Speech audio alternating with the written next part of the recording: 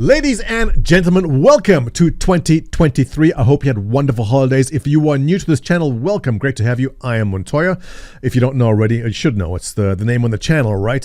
And we're looking at some beautiful animations here from the letter from the chairman. We're going to get that in a second. But the first thing I want to do in this video is go back to our funding chart here and take a look at where we ended the year. Now, my previous video talking about funding, we were celebrating Star Citizen cracking over $100 million for the year.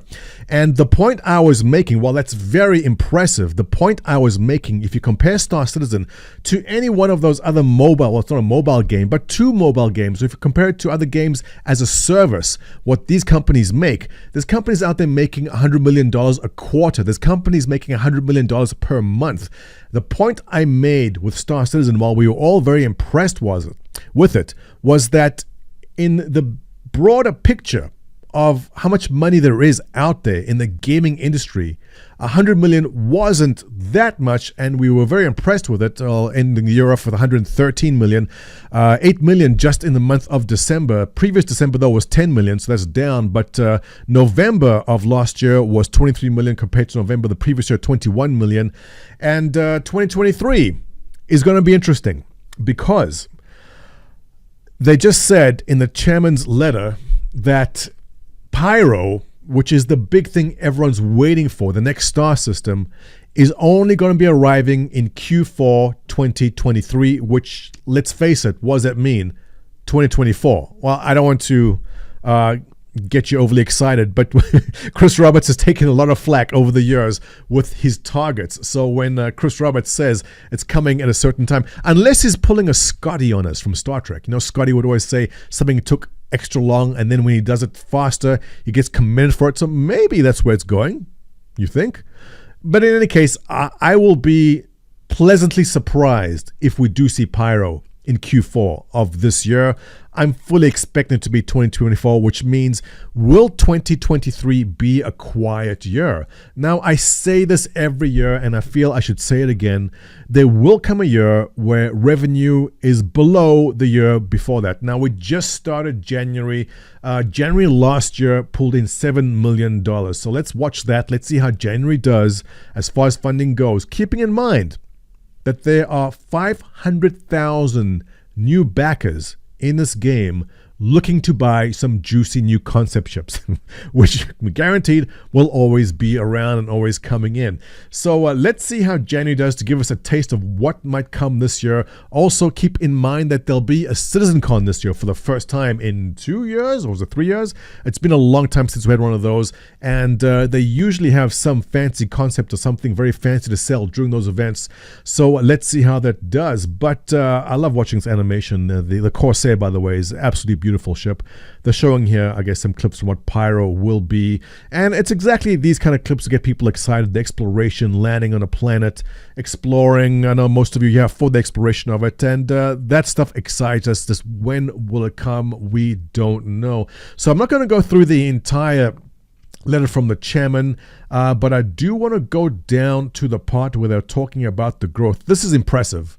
This is surprising to me. I mean, obviously we saw record revenues, and a lot of people were saying that the revenues are coming from the whales. Now, my anecdotal evidence on that said no. I approached several people I know that spent over $10,000, $15,000 in this game, and I said, hey, how much have you bought? What are you buying? And a lot of people are just not buying. A lot of people are simply melting, which is the term we use to say you are selling something back for store credit and then using the store credit to buy the new thing. So they're not putting fresh money in, or maybe they're only adding a small amount of actual cash and then using mostly store credit. In my anecdotal evidence, that's what I found most people were doing. So the people who are saying that's the whales supporting this game are wrong, because it turned out not to be true, and we see that here. Let me read this to you. A huge portion of our growing revenue has come exclusively from new players that only joined Star Citizen this year. I was surprised to hear these numbers here. Watch. In fact, this year we witnessed truly explosive growth. 800,000 new accounts that joined during the free fly events. The free fly events have turned out to be massive. How they work, basically, you can come create an account for free and you get to play the game during that week or the 2 weeks that it's on for. What happens then? of the 800,000 people who try the game, how many of those people are then converted into backers of the game? That is the number which I never knew about, but this shocked me, right? Of the 800,000 people that signed up, you had new players this year have almost doubled from the previous year, with over 500,000 new players joining us during free flies, dynamic events, and of those players, over 70%. So 500,000 people joined during the free fly event. 500,000 people created free accounts. Of those, 70% stayed around as paying players. So they bought a game package. They bought the $45 package, the $60 package, or they bought some concept shipped. That is a crazy conversion of 500,000 people, 70% tossed in $45-$50 to back the game. That explains the numbers. That's explaining what's happening right over there. That's why $23 million came in. That's why you saw $21 million in the month of May. These are the free fly event months. So absolutely massive numbers, and one of the best conversion rates. I mean, I would have thought, a 10% conversion rate. If you work in the ad industry, 10% conversion is amazing.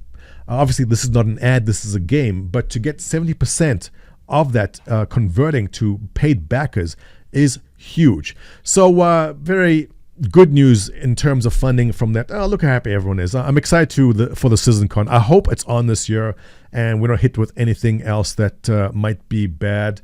And look at everyone smiling and happy in the previous years. Hopefully we keep on smiling this year too. I'm worried about this year, and I'll tell you why in a second. And the reason is, let's go down to looking forward to the road to 4.0. So 4.0 is the reason a lot of people are sticking around or are new and excited, because you get to go to a new star system finally. And this new star system is dependent upon server meshing. So what's happening with the server meshing? They tell us down here. We are aiming to put static server meshing and Pyro into the hands of players in the fourth quarter of 2023. So, is he saying it's the fourth quarter of 2023 because it's actually going to be possibly done before that and he's going to surprise us? I'd love to say that's true, but let's be honest, when they say Q4 2023, I'm already expecting 2024. I'm expecting Q1, Q2 2024. If there's one thing I've learned about game development from following this project, is there are constant delays, there are surprises, things always happen.